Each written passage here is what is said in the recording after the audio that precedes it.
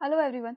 Last video में आपके लिए एक क्वेश्चन मार्क छोड़ा गया था कि कोई भी ऑब्जेक्ट एक दूसरे की तरफ अट्रैक्ट हो रहा है लेकिन वो एक दूसरे के पास जाकर क्रैश क्यों नहीं हो जाता। मतलब अगर मैं आपको बोलूँ कि मेरा ये जो पेन है और ये जो रिमोट है ये दोनों भी क्या कर रहे हैं, एक दूसरे की तरफ अट्रैक्ट हो रहे हैं। अगर ये एक दूसरे की तरफ अट्रैक्ट हो रहे हैं तो क्यों नहीं जाके एक दूसरे की तरफ क्रैश हो जाते हैं। जैसे कि हमने कहा था कि न्यूटन ने भी एक लॉ दिया है। न्यूटन ने कहा है कि भाई जितने भी ऑब्जेक्ट्स होते हैं वो सब के सब क्या करते हैं, एक दूसरे की तरफ जाते हैं, एक दूसरे को अट्रैक्ट करते हैं, एक दूसरे की तरफ क्या करते हैं, एक ग्रेविटेशन लगाते हैं। मतलब कि ग्रेविटी तो हमने पढ़ा था कि जो अर्थ हमारे ऊपर एक फोर्स लगाती है उसे हम कहते हैं ग्रेविटी या ग्रेविटेशनल फोर्स कहते हैं, ग्रेविटी ऑफ द अर्थ कहते हैं। लेकिन जितने भी ऑब्जेक्ट्स है यूनिवर्स के अंदर, नॉट ओनली ह्यूमन, इवन जितने भी ऑब्जेक्ट्स है, चाहे वो यूनिवर्स की बात करें, चाहे हम अर्थ की बात करें या हम कहीं और की बात करें, सब जगह पे जितने भी ऑब्जेक्ट्स हैं वो सब क्या करते हैं, एक दूसरे को अट्रैक्ट करते हैं, एक दूसरे की तरफ एक फोर्स लगाते हैं जिससे कि सारी चीज़ें जो है अपनी तरफ आ जाए। लेकिन सारी जो चीज ऑब्जेक्ट्स हैं वो एक दूसरे की तरफ क्यों नहीं चले जाते, क्यों नहीं जाके एक दूसरे के पास क्रैश हो जाते हैं? तो इसका आंसर आज मैं आपको इस वीडियो में देने वाली हूँ। So I Lavina Kumawat welcoming you all at Scoreshala. So उसका आंसर देने से पहले एक और क्वेश्चन है मेरे पास आपके लिए।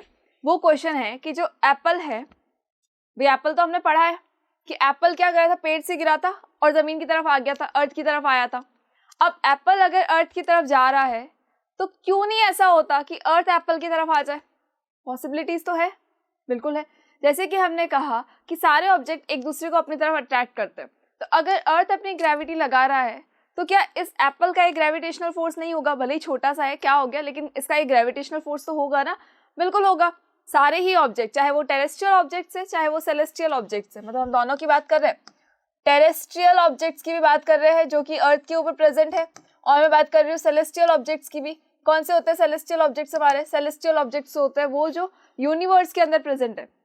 सारे ही ऑब्जेक्ट्स एक दूसरे को अट्रैक्ट कर रहे हैं, ये हमारे न्यूटन जी ने कहा है। अब जब अगर ये अट्रैक्ट कर रहा है तो भाई अर्थ तो इसको अट्रैक्ट कर ही रहा है एप्पल को, तो अभी तो हो रहा है कि एप्पल जो है अर्थ की तरफ खींचा चला जा रहा है। इवन हम भी है, खड़े हैं। क्यों खड़े हैं?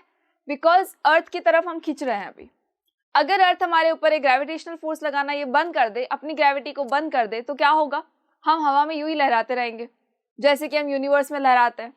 बट यहाँ पे क्या हो रहा है, अर्थ ने तो इसको अपनी तरफ अट्रैक्ट कर लिया, क्या ये एप्पल भी अर्थ को अपनी तरफ अट्रैक्ट करेगा? और अगर करता है तो क्यों नहीं ऐसा होता कि एप्पल खींच के जो अर्थ है वो खींच के एप्पल की तरफ आ जाए?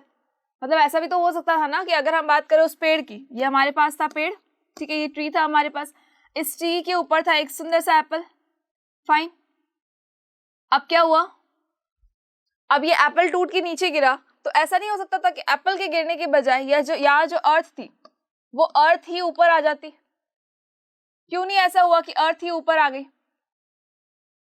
हो सकता था ना, एप्पल अगर नीचे आया तो अर्थ क्यों नहीं ऊपर आ सकती? आ सकती है, बिल्कुल आ सकती है, आती भी है, लेकिन इतना माइनर उसका एक्सेलरेशन होता है कि हमें वो नजर ही नहीं आता है। अब माइनर एक्सेलरेशन कैसे होगा? तो हमने एक फॉर्मूला पढ़ा है, that is F is equals to ma। ये फॉर्मूला आप सबको बहुत अच्छे से याद होगा कि force is equals to mass multiply by acceleration. ये हमने न्यूटन्स लॉ में पढ़ा है, फाइन। तो अब इसके अंदर एक चीज देखो क्या हो रहा है। अगर मैं इस एक्सेलरेशन को डिनोमिनेटर में ले जाऊं तो क्या होगा, F upon m is equals to F upon a is equals to क्या हो जाएगा, m। इसका मतलब क्या हुआ? इसका मतलब ये हुआ कि m is inversely proportional to a। अगर m इंक्रीज हो जाएगा, मास इंक्रीज हो जाएगा, इसका मतलब एक्सेलरेशन कम हो जाएगा। अगर मास डिक्रीज हो जाएगा तो एक्सेलरेशन क्या हो जाएगा, इंक्रीज हो जाएगा। कैसे? देखो, m is inversely proportional to a acceleration, और एक चीज अगर न्यूमरेटर में है दूसरी चीज डिनोमिनेटर में है, इसका मतलब दोनों क्या होंगे, अपोजिट रन करेंगे। अपोजिट का मतलब क्या हो गया, सपोज मैंने क्या कर दिया, मास को इंक्रीज कर दिया, बिल्कुल सही है, मास को इंक्रीज कर सकते हैं हम, तो क्या होगा, एक्सेलरेशन मेरा डिक्रीज हो जाएगा। अगर मैंने मास को डिक्रीज कर दिया, कोई ऑब्जेक्ट ऐसा था जो मेरे पास बहुत बड़ा था, मैंने उसका मास कम करके उसको छोटा बना दिया, तो अब क्या होगा, उसका एक्सेलरेशन जो है वो इंक्रीज हो जाएगा। सेम चीज हमारी यहाँ पर है। कैसे? तो इन दोनों के मास को एक बार चेक करो। इसका मास तो बहुत छोटू सा होगा, बहुत ज़्यादा छोटा होगा, फाइन। और अर्थ का देखें तो बहुत ज़्यादा ही बड़ा होगा। अर्थ का मास अगर मैं एप्पल के कंपैरिजन में बोलूँ तो आप क्या बोलेंगे कि मैम पूरी अर्थ में ना हम एक निडल ढूंढ रहे हैं, या आप अगर एक यूनिसेलुलर और एक मल्टी सेलुलर ऑर्गेनिज्म की बात कर रहे हो तो वैसा कुछ लग रहा है ये तो, क्योंकि अर्थ तो बहुत ज़्यादा बड़ी है, इतनी ज़्यादा बड़ी है कि हमें मतलब किलोमीटर्स में अगर हम काउंट करना चाहें तो मुझे लगता है हमें ज़ीरो भी ना इतने याद भी नहीं होंगे हमें तो कि इतने ज़ीरो को बोलते क्या है, उतना इसका मास हो जाएगा। फाइन। सो यहाँ अगर मैं इसके मास की बात करूँ तो इसके कंपैरेटिवली तो ये कितना है, 0.000000001% है। अब इतना छोटा मास है अगर, तो डेफिनेट सी बात है कि फिर हम अगर इस कॉन्सेप्ट को अप्लाई करें यहाँ पर तो क्या होगा, यहाँ ये होगा कि इसका मास तो बहुत कम है, ये जो एप्पल है इसका मास बहुत ही ज़्यादा कम है। दैट मीन्स कि क्या होगा, इसका एक्सेलरेशन बहुत ज़्यादा होगा। और वहीं अगर मैं इस अर्थ को कंपेयर करूँ तो अर्थ का मास जो है वो बहुत ज़्यादा है। फाइन। तो इसका एक्सेलरेशन क्या हो जाएगा, बिल्कुल कम हो जाएगा। जितना ज़्यादा मास होगा उतना ही कम एक्सेलरेशन होगा। इसका मतलब है कि अगर अर्थ हमारी तरफ आ भी रही है, अगर अर्थ जो है वो एप्पल की तरफ जा भी रही है तो क्या होगा, बिल्कुल माइनर सा एक्सेलरेशन होगा, बिल्कुल माइनर एक्सेलरेशन। हो सकता है कि अर्थ जो है हमारे यहाँ पर है, अर्थ पर हो सकता है कि इतना सा ये मूव भी करे, बट क्या ये विजिबल होगा, बिल्कुल नहीं होगा। और ये तो बिल्कुल नेग्लिजिबल है, ऑब्वियसली ये बहुत ज़्यादा नेग्लिजिबल है, ये तो बहुत माइनर सा चेंज हुआ है। अब मैं सपोज आपको बोल रही हूँ कि मैं यहाँ खड़ी हूँ, बट मैंने बोला कि हाँ ठीक है मैं आगे की तरफ मूव करना है, चलो मैं कर लेती हूँ, मैंने कर लिया आगे की तरफ, पता चला नहीं चला भाई, बिल्कुल माइनर था वो तो चेंज।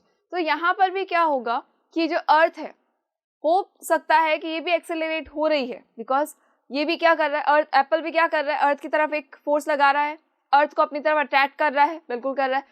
तो ये हो सकता है ये भी एक्सेलरेट करे, लेकिन इसका एक्सेलरेशन बिल्कुल माइनर होगा, जो हमारे लिए नेग्लिजिबल है, हम उसको देख भी नहीं सकते, हम उसको फील भी नहीं कर सकते, इतना कम होगा इसका एक्सेलरेशन। अब आ जाओ एप्पल पे। एप्पल का मास तो बहुत कम है, एप्पल तो बहुत छोटी सी चीज़ है, बहुत माइनर चीज़ है। अब क्या हुआ, एप्पल का मास अगर इतना कम है तो इसका एक्सेलरेशन बहुत ज़्यादा इंक्रीज हो जाएगा, और इतना ज़्यादा एक्सेलरेशन होगा कि जो एप्पल है ये अर्थ की तरफ खींचा चला जाएगा। इसीलिए जितने भी ऑब्जेक्ट्स हैं वो सब के सब क्या करते हैं, अर्थ की तरफ जाते हैं। कोई भी ऑब्जेक्ट को अगर आप ऊपर फेंकते हो वो हमेशा नीचे की तरफ ही आके गिरेगा। क्यों गिरेगा नीचे की तरफ आके, बिकॉज ऑफ द एक्सेलरेशन। मास जो है, हर एक चीज़ का मास अर्थ के कंपैरिजन में बहुत ज़्यादा छोटा है। अर्थ के कंपैरिजन में जो मास है हर एक चीज़ का वो बहुत ज़्यादा छोटा है। इवन हमारा मास देख लो, इवन हम अगर बात करें ट्रक की बात कर लेते हैं, हम माउंटेन की बात कर लेते हैं, पत्थरों की बात कर लेते हैं, इतने बड़े बड़े जो पत्थर होते हैं हमारे, जो चट्टानें होती हैं, उनकी बात कर लो। हर एक चीज़ का मास कितना होगा, बहुत ज़्यादा उसका मास कम होगा। दैट इज़ वाई उसका एक्सेलरेशन जो है वो बहुत ज़्यादा हो जाएगा अर्थ के कंपैरिजन में। और जितने भी ऑब्जेक्ट्स हैं वो सब के सब क्या होंगे, अर्थ की तरफ खींचे चले जाएंगे। ये तो वही वाली बात होगी ना। सपोज अगर हम बात कर रहे हैं मैग्नेट की, अगर मैं बात करूँ एक मैग्नेट की और एक आयरन की, ठीक है, चलो हम एक बात करते हैं मैग्नेट की और आयरन की बात करते हैं। ये जो मैग्नेट है इसका मैं सोच रही हूँ ये एन पोल है, ये एस पोल है। यहाँ पर हम ले लेते हैं एक आयरन पीस, ठीक है, ये क्या है, एक आयरन पीस है। अब क्या होगा, जैसे ही आयरन पीस जो है इसके पास जाएगा, अभी हमने क्या कहा, सारे ही ऑब्जेक्ट जो है एक दूसरे की तरफ एक अट्रैक्शन फोर्स लगाते हैं, तो क्या आयरन इसकी तरफ अट्रैक्शन फोर्स नहीं लगा रहा होगा, बिल्कुल अप्लाई कर रहा होगा। अब आयरन भी क्या कर रहा है, इसको अपनी तरफ खींच रहा है। मैग्नेट भी क्या कर रहा है, आयरन को अपनी तरफ खींच रहा है। दोनों एक दूसरे को अपनी तरफ खींच रहे हैं, लेकिन होगा क्या, फोर्स किसका ज्यादा है, इसका ज्यादा है, ठीक है। क्यों है इसका ज्यादा, बिकॉज इसका खुद का एक मैग्नेटिक फोर्स है, इस मैग्नेट का खुद का भी एक मैग्नेटिक फोर्स है। दैट इज वाई ये क्या करेगा, आयरन को अपनी तरफ पूरा अट्रैक्ट कर लेगा, अपने से चिपका भी लेगा। लेकिन वैसे ही अगर हम बात करें तो बाकी सारे ऑब्जेक्ट तो एक दूसरे की तरफ बिल्कुल नहीं जाते। ओके, वन मोर थिंग कि एक्सेलरेशन जो है वो कब ज़्यादा होगा, मतलब अगर मैं बात करूँ डिस्टेंस की, तो अगर डिस्टेंस ज़्यादा है तो एक्सेलरेशन ज़्यादा होगा, या डिस्टेंस कम है तो एक्सेलरेशन ज़्यादा हो जाएगा। तो अगर जितना ज़्यादा हम डिस्टेंस को कम कर देते हैं उतना ही फोर्स जो है वो ज़्यादा लगने लग जाता है, तो एक्सेलरेशन बिल्कुल बढ़ जाता है। कैसे, तो देखो हम इन्हीं का एग्जाम्पल लेते हैं। मैं ये मान के चलती हूँ कि ये जो है ये क्या है, मेरी आयरन पीस है, ये मैं मान के चल रही हूँ आयरन पीस है, और ये मेरा मैग्नेट है, ठीक है, ये मैंने मान लिया, एज्यूम कर रहे हैं हम इसको। अब क्या होगा, अब ये जब आयरन पीस यहाँ पर है तो क्या हुआ, गैप ज़्यादा है दोनों में, डिस्टेंस बहुत ज़्यादा है, इसका मतलब है कि फोर्स जो लगेगा वो कम लगेगा। जैसे जैसे ये पास में आएगा वैसे वैसे आप क्या होगा, अब एक आप फोर्स एक्सपीरियंस करोगे कि हाँ ये जो मैग्नेट है ये इस आयरन के ऊपर एक फोर्स लगा रहा है, बहुत तेज़ी से लगा रहा है, और जैसे ही हम छोड़ देंगे तो ये चिपक जाएगा। हमने इसको छोड़ा, यहाँ तो आ जाके चिपक गया। क्यों चिपका? बिकॉज जैसे जैसे आप पास में लेकर आओगे, डिस्टेंस को आप कम कर दोगे, वैसे वैसे क्या होगा, फोर्स जो है वो इंक्रीज हो जाएगा, और जितना ज़्यादा डिस्टेंस होगा उतना ही जो फोर्स है वो कम हो जाएगा। आई होप कि इतनी चीज़ आपको क्लियर हो गई है। अब आपको ये भी पता है कि सारी चीज़ें अर्थ की तरफ क्यों खींची जाती है। क्यों नहीं ऐसा होता कि अर्थ हमारी तरफ आ जाए या किसी और ऑब्जेक्ट के पास में आ जाए, हमेशा अर्थ के पास से सारे ऑब्जेक्ट क्यों जाते हैं? बिकॉज अर्थ का मास बाकी सारे ऑब्जेक्ट के कंपैरिजन में बहुत ही ज़्यादा है, और इतना ज़्यादा है कि इसको हम जो इसका जो मास होगा, अर्थ का जो मास है वो इतना ज़्यादा है कि अर्थ के सामने सारे ही ऑब्जेक्ट्स का मास नेग्लिजिबल है। दैट इज़ वाई जो अर्थ का एक्सेलरेशन होगा वो नेग्लिजिबल हो जाएगा, और बाकी सारे ऑब्जेक्ट का जो एक्सेलरेशन होगा वो एकदम से ज़्यादा हो जाएगा, और सारे ऑब्जेक्ट जो है वो अर्थ की तरफ खींचे चले जाएंगे। नाउ अब आते हैं हमारे प्रीवियस वाले क्वेश्चन मार्क पे कि भाई जितने भी ऑब्जेक्ट्स हैं वो एक दूसरे की तरफ क्यों जा रहे हैं। तो जैसा कि हमने कहा था कि जितने ज़्यादा ऑब्जेक्ट्स हैं, जितने भी हम सारे ऑब्जेक्ट्स ले लें, चाहे कोई भी ऑब्जेक्ट ले लें, हम सब क्या करते हैं, एक दूसरे की तरफ एक अट्रैक्शन फोर्स लगाते हैं, बिकॉज ऑफ द एक लॉ है जो न्यूटन ने दिया था, universal law of gravitation. Gravitation का मतलब होता है हर कोई ऑब्जेक्ट जब एक दूसरे की तरफ क्या करता है, अट्रैक्शन फोर्स लगाता है, उसे हम कहते हैं ग्रेविटेशनल फोर्स या ग्रेविटेशन कहते हैं।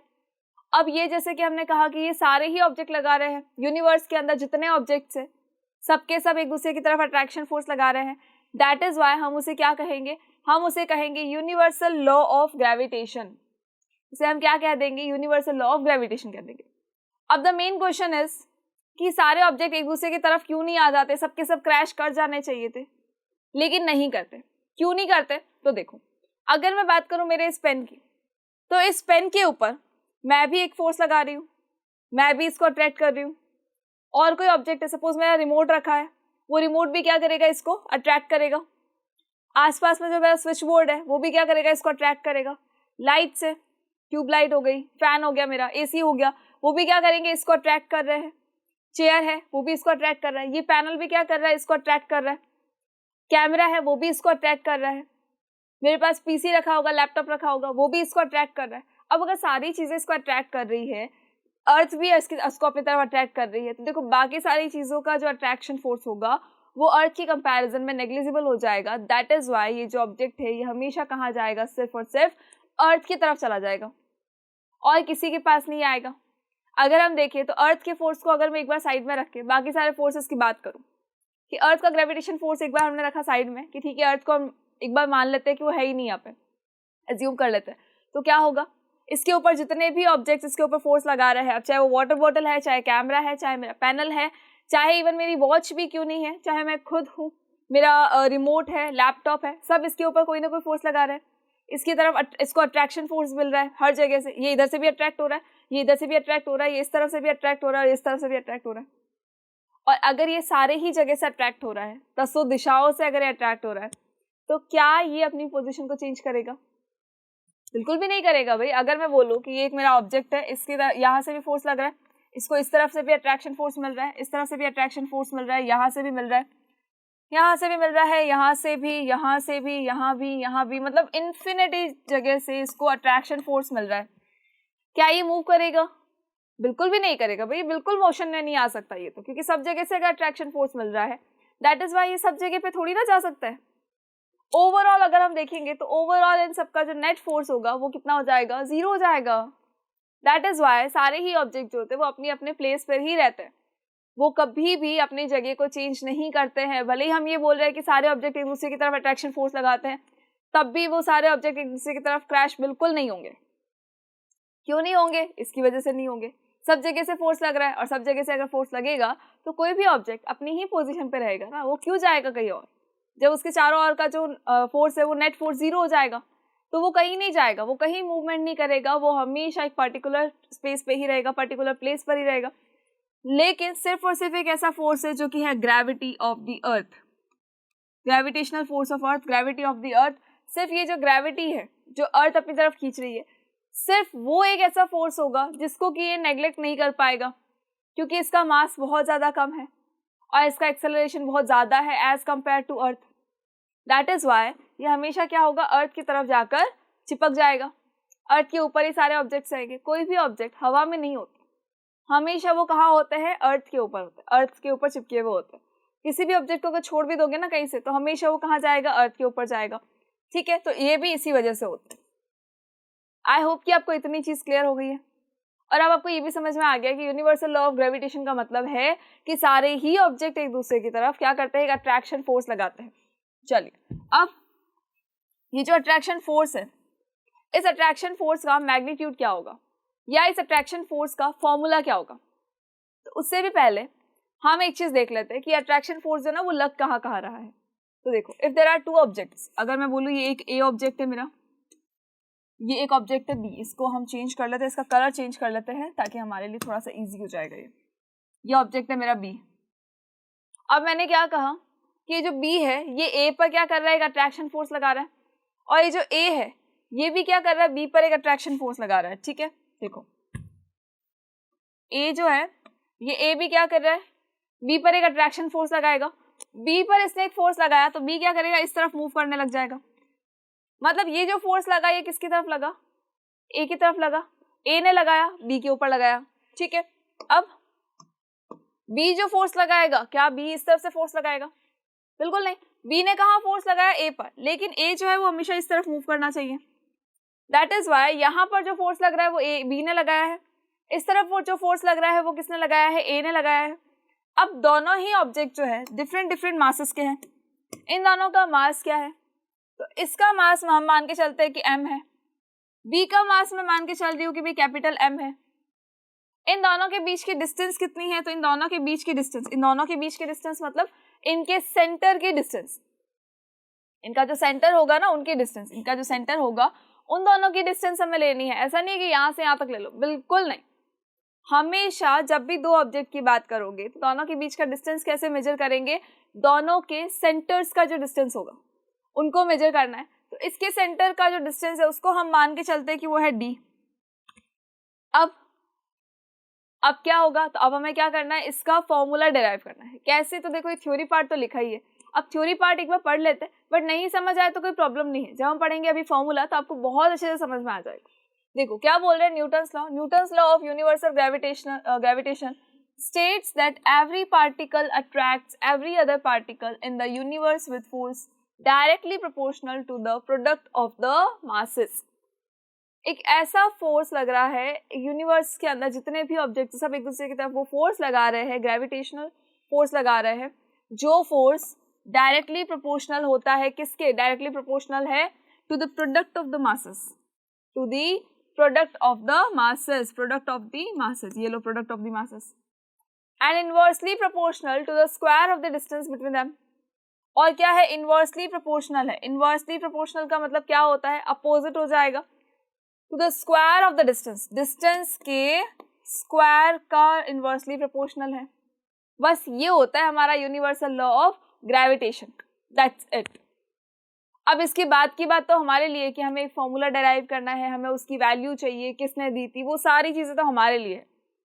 लेकिन अगर मैं सिर्फ और सिर्फ इसकी बात करूं तो क्या होगा, सिर्फ यूनिवर्सल लॉ ऑफ ग्रेविटेशन क्या है कि सारे ऑब्जेक्ट एक दूसरे की तरफ एक फोर्स लगाते हैं जिसको हम कहते हैं gravitational force. Gravity is a different thing according to the gravitation. और ये जो फोर्स है ये क्या है, this force is directly proportional to the product of the masses. दोनों ही ऑब्जेक्ट्स के जो मासेस है उन दोनों के डायरेक्टली प्रोपोर्शनल में कौन है, उन दोनों के डायरेक्टली प्रोपोर्शनल में है हमारा फोर्स, एंड दोनों के प्रोडक्ट की, product means multiplication, and inversely proportional to the square of the distance between them. Inversely proportional है to the square of the distance between them, मतलब d का स्क्वायर। आई होप कि आपको इतनी चीज क्लियर हो गई है। Now come to the formula. अब फॉर्मूले के लिए आप क्या करोगे, देखो फॉर्मूले के लिए क्या होगा, तो हमने एक चीज अभी क्या पढ़ी कि ये जो ए ऑब्जेक्ट है, ठीक है, और एक जो हमारा बी ऑब्जेक्ट है, ये दोनों क्या करते हैं, एक दूसरे की तरफ फोर्स लगाते हैं। और फोर्स में कंफ्यूज बिल्कुल नहीं होना है। फोर्स में कंफ्यूज क्यों नहीं होना है, क्योंकि इनका जो फोर्स लगेगा वो कैसा होगा, ए ने जो फोर्स लगाया है तो बी पर ये इस तरह से फोर्स लगेगा, और बी जो फोर्स लगाएगा वो किस तरफ से लगेगा, वो यहाँ लगेगा, इस ए पर लगेगा बी का फोर्स, जो कि क्या करेगा, ए को अपनी तरफ अट्रैक्ट करेगा। फाइन। दोनों के मासेस अभी हमने क्या लिए थे, तो दोनों के मासेस हमने लिए हैं कैपिटल एम और sorry small M capital M. एक का ज़्यादा थोड़ा बड़ा है, एक का थोड़ा छोटा है। नाउ अब आ जाओ इनके डिस्टेंस पर। डिस्टेंस कहाँ से मेजर करते हैं, इनके सेंटर से। इन दोनों के सेंटर से डिस्टेंस मेजर करेंगे, जिसको कि हम क्या बोल रहे हैं कि ये डी है। अभी हमने क्या देखा कि यूनिवर्सल लॉ ऑफ ग्रेविटेशन के according to the law of universal law of gravitation क्या होता है, जो फोर्स इन दोनों के बीच में लग रहा है वो फोर्स डायरेक्टली प्रोपोर्शनल है किसके, दोनों ही ऑब्जेक्ट के मासेस के प्रोडक्ट के। दोनों ऑब्जेक्ट के मासेस क्या है, देखो स्मॉल एम कैपिटल एम है, और इन दोनों का प्रोडक्ट क्या हो जाएगा, कैपिटल एम स्मॉल एम। ये क्या हो गया, इसका प्रोडक्ट हो गया, मल्टीप्लिकेशन हो गया दोनों का। ये इसके डायरेक्टली प्रोपोर्शनल है।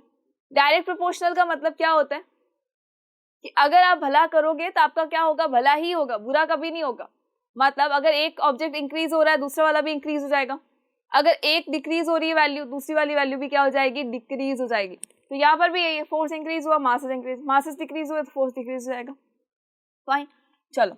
और ये फोर्स किसके प्रोपोर्शनल में है, ये फोर्स इनवर्सली प्रोपोर्शनल है। इनवर्सली प्रोपोर्शनल किसके हैं, इनवर्सली प्रोपोर्शनल है square of the distance. Distance के स्क्वायर के इनवर्सली प्रोपोर्शनल है। तो ये आ गया डिस्टेंस और इसका ये स्क्वायर। फाइन, आई होप कि इतनी चीज आपको अब क्लियर हो चुकी है।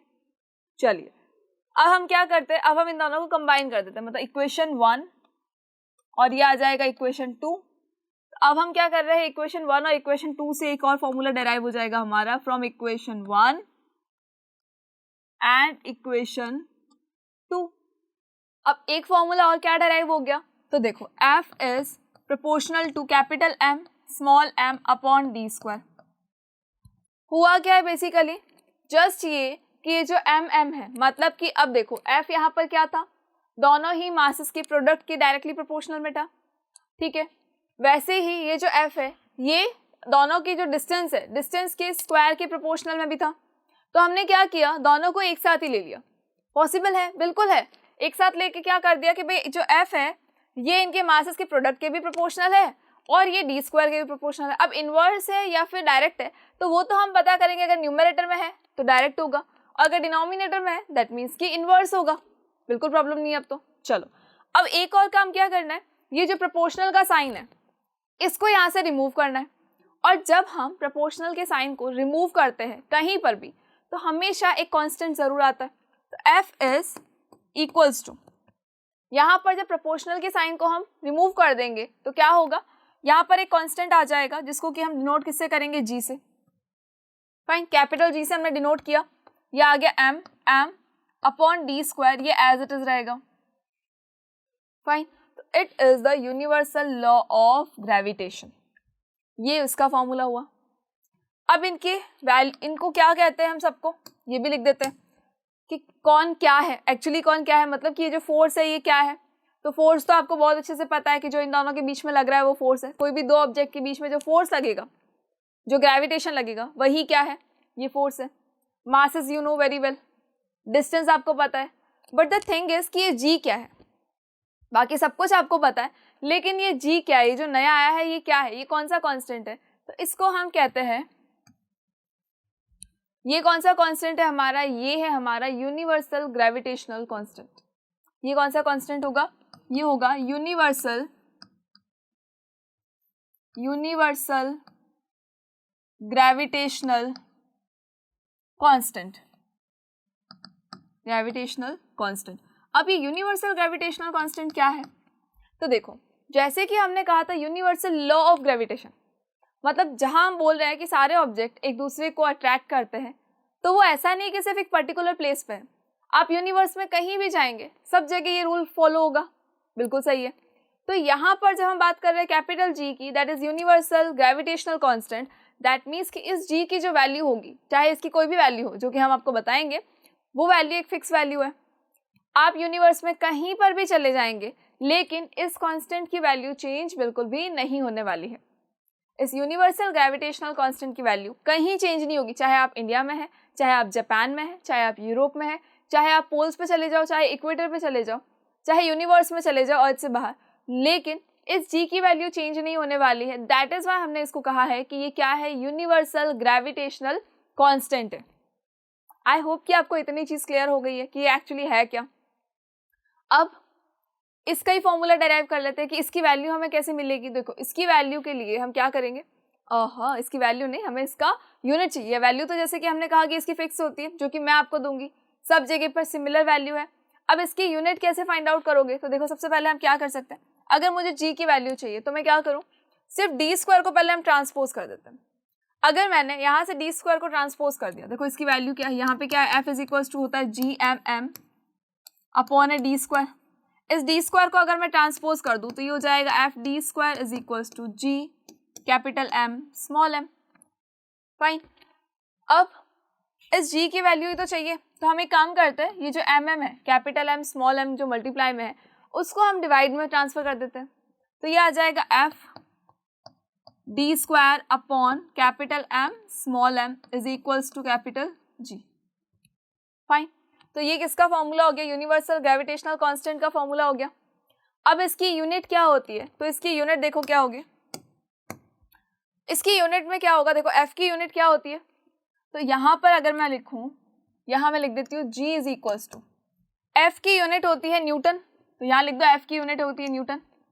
D square, D is the distance, distance को हम किस में मेजर करते हैं, मीटर में, स्क्वायर है दैट मीन्स कि मैं लिख देती हूँ मीटर स्क्वायर अपॉन, यहाँ क्या है, दोनों ही मासेस है, मास को हम किस में मेजर करते हैं, किलोग्राम में, और किलोग्राम मल्टीप्लाई बाय किलोग्राम क्या हो जाएगा, किलोग्राम स्क्वायर हो जाएगा। दैट मीन्स कि इसकी यूनिट क्या हो जाएगी, जी की यूनिट क्या हो रही है, ग्रेविटेशनल यूनिवर्सल ग्रेविटेशनल कांस्टेंट की, Newton metre square per kilogram square, ये इसकी यूनिट है। इसको हम ऐसे भी लिख सकते हैं, newton metre square kilogram to the power -2। क्यों, पर किलोग्राम स्क्वायर ही तो है, और जैसे ही पावर एंड कांस्टेंट हमने पढ़ा है, एक्सपोनेंट्स हमने पढ़ा है, जैसे ही मैं इसको ऊपर की तरफ ले जाना चाहूंगी तो क्या होगा, पावर जो है वो नेगेटिव आ जाएगी। पावर्स एंड एक्सपोनेंट जहाँ पढ़ा था वहीं पे हमने ये देखा था। तो जी की देखो, जी का फॉर्मूला क्या होता है, it is F D square upon M M, और इसके यूनिट क्या होगी, unit is newton metre square per kilogram square. I hope कि आपको ये चीज़ क्लियर हो गई है कि यूनिवर्सल लॉ ऑफ ग्रेविटेशन क्या है, कैसे हम उस फोर्स का फॉर्मूला फाइंड आउट करेंगे, और कैसे हम इस जी की यूनिट को फाइंड आउट करेंगे। चलिए, अब ये जो जी है जिसके बारे में हमें इतना सारा कुछ पढ़ना पड़ रहा है, ये दिया किसने था, तो यहाँ पर एक साइंटिस्ट थे हमारे पास में, एक फिजिसिस्ट थे जो थे हेनरी कैवेंडिश। हेनरी कैवेंडिश नाम के ये फिजिसिस्ट थे, इन्होंने दिया था जी की वैल्यू, जी के बारे में इन्होंने ही बताया था हमें कि भाई हाँ, एक जी की कोई जी नाम की कोई चीज़ होती है, ग्रेविटेशनल कांस्टेंट नाम की भी कोई चीज़ होती है, और जिसकी वैल्यू क्या है, तो इस जी की वैल्यू होती है 6.673 multiply by 10 to the power -11 newton metre square per kilogram square. और इस वैल्यू को आपको नोट भी करना है कि ये वैल्यू क्या होती है, तो जी की वैल्यू है 6.673 multiply by 10 to the power -11 newton metre square per kilogram square. और अगर हम चाहें तो हम जब कैलकुलेशन करते हैं तब हम इसको मोस्टली 6.7 भी ले सकते हैं ओनली, अगर हम राउंड ऑफ करके यूज़ करना चाहे तो 6.7 भी ले सकते हैं, बट अप्रॉक्स मोस्टली जो यूज़ किया जाता है वो किया जाता है 6.67। फाइन। चलिए, अब देखो हमने क्या क्या पढ़ा। हमने ये देखा आज कि जो आपका एप्पल है वो अर्थ की तरफ तो मूव कर रहा है, लेकिन अर्थ एप्पल की तरफ क्यों नहीं मूव कर रही है, या अर्थ किसी और ऑब्जेक्ट की तरफ क्यों नहीं मूव कर रही है, तो देखो उसका मास बहुत ज़्यादा नेग्लिजिबल होता है। सारे ऑब्जेक्ट्स का मास जो है बहुत ज़्यादा नेग्लिजिबल होगा as compare to the earth. Earth का इतना ज़्यादा है मास कि उसका एक्सेलरेशन बहुत माइनर है, लेकिन बाकी सारे ऑब्जेक्ट का मास कम है, दैट इज़ वाई एक्सेलरेशन ज़्यादा है। इसका मतलब क्या होगा, इसका मतलब कि सारे ऑब्जेक्ट अर्थ की तरफ तो मूव करेंगे, बट अर्थ किसी की तरफ मूव नहीं करेगा। अगर करता भी है माइनर, अगर होता भी है इसमें एक्सेलरेशन, तो वो आपको विजिबल नहीं होगा, आप उसको एक्सपीरियंस नहीं कर सकते। What about universal law of gravitation, तो सारे ही ऑब्जेक्ट, यूनिवर्स के अंदर जितने भी ऑब्जेक्ट्स हैं सब के सब क्या करते हैं, एक दूसरे को अपनी तरफ अट्रैक्ट करते हैं, सबके बीच में क्या लगता है, ग्रेविटेशन लगता है। अब उस ग्रेविटेशन की वजह से हमने एक फोर्स देखा था कि वो जो फोर्स लग रहा है उनके बीच में, उसका फॉर्मूला क्या होता है। तो उसका फॉर्मूला हमें इस तरह से डिराइव करना है कि वो जो फोर्स है वो दोनों ही प्रोडक्ट के मासेस के क्या होता है, प्रोपोर्शनल में होता है। मासेस की प्रोडक्ट की प्रोपोर्शनल में होता है, डायरेक्टली प्रोपोर्शनल में। और इन दोनों के बीच की जो डिस्टेंस है उसके स्क्वायर के इनवर्सली प्रोपोर्शनल होता है। और उसी से हमने क्या फाइंड आउट किया था, यूनिवर्सल लॉ ऑफ ग्रेविटेशन का फॉर्मूला, फोर्स का फॉर्मूला फाइंड आउट किया था। और इस फोर्स के अंदर हमने एक वर्ड देखा जी, एक लेटर और आ गया जी, जो कि ये यूनिवर्सल ग्रेविटेशनल कांस्टेंट किसने दिया था, ये दिया था हेनरी कैवेंडिश ने। हेनरी कैवेंडिश ने ही इसको इंट्रोड्यूस किया था। और इसकी वैल्यू क्या होती है, तो इसकी वैल्यू होती है देखो 6.67 multiply 10⁻11 Newton metre square per kilogram square. अगर नहीं, कई बार कैलकुलेशन इजी करने के लिए भी क्या कर लेते हैं, 6.7 हम इसको लिख देते हैं। आई होप कि आपको इतनी चीज़ क्लियर हो गई है। फाइन। अब अगर मैं आपको बोलूँ कि हम अर्थ की बात नहीं कर रहे, यहाँ पर जैसे कि हमने कहा ना कैपिटल एम स्मॉल एम, और कैपिटल एम हमने किसको लिया, हमेशा अर्थ को लिया। तो अगर मैं यहाँ पर अर्थ की बात ना करूँ तो फिर क्या होगा, कोई भी दो ऑब्जेक्ट ले लो। अर्थ की जगह मैं बोल रही हूँ कि यहाँ पे कोई भी दो ऑब्जेक्ट ले लिया मैंने, ये बहुत छोटा ऑब्जेक्ट है, ये बहुत बड़ा ऑब्जेक्ट है, तब भी यही चीज़ होगी। क्योंकि हमने क्या कहा, ये जो ग्रेविटेशन है ये सिर्फ अर्थ का नहीं है, अर्थ की तो खुद की क्या होती है, ग्रेविटी होती है। बट ये जो ग्रेविटेशन है ये अर्थ यूनिवर्स के अंदर जितने भी ऑब्जेक्ट्स हैं सबकी है, सबका ग्रेविटेशन है।